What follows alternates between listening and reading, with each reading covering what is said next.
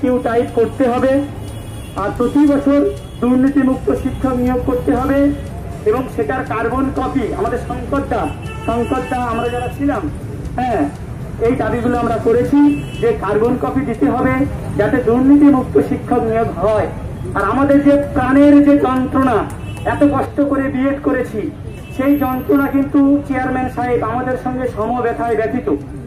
উনিও বলছেন আমরা আমাদের এখতিয়ার অনুযায়ী চেষ্টা করব আমাদের ঊর্ধ্বতন কর্তৃপক্ষকে জানাতে, যাতে করে কিনা খুব তাড়াতাড়ি একটা নোটিফিকেশনের ব্যবস্থা হয়। আর উনি আমরা এর আগে এত সংগঠন ডেপুটেশন দিয়েছেন, উনি বলছেন তাদের দাবি দাবাগুলো আমরা স্বচ্ছভাবে বুঝতে পারিনি, কিন্তু আমাদের এই এসএলএসটি অ্যাসোসিয়েশনের যে দাবি চেয়ারম্যান সাহেব স্বচ্ছভাবে বুঝতে পেরেছেন এবং তাতে উনি সম্মতি দিয়েছেন যে আমরা তোমাদের দাবি স্বচ্ছভাবে বুঝতে পেরেছি।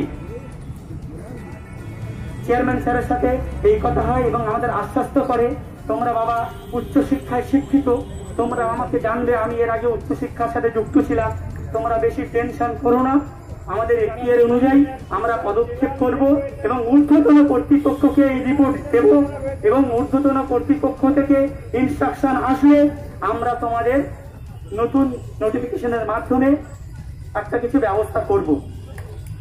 এই বলে আমরা আমাদের ডেপুটেশন ছেড়ে চলে আসি, স্যারকে প্রণাম জানিয়ে। এরপরে আমাদের সৌরভ দা কিছু বলবেন।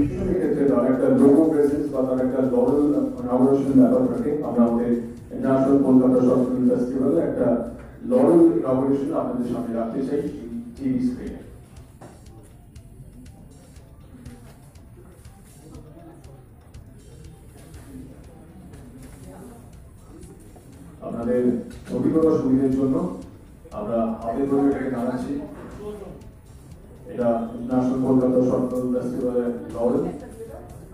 ঠিক যেরকম লরেল আমরা দেখতে পাই ক্ষেত্রে, তারপরে এই যে এতগুলো দেশ থেকে এতগুলো শর্ট ফিল্ম যেগুলো তারা নমিনেশন পাঠিয়েছে বা তারা এন্ট্রি পাঠিয়েছে, মূলত সেখান থেকে নমিনেশন বা তারপরে যখন ফাইনাল অ্যাওয়ার্ড তারা পাবে, তারা এই লরেলটা পাবে এবং এই লোগোটা, এই লরেলটা পরবর্তীকালে বিভিন্ন শর্ট ফিল্ম যেগুলো এখান থেকে নির্বাচিত বা পুরস্কৃত হবে, তারা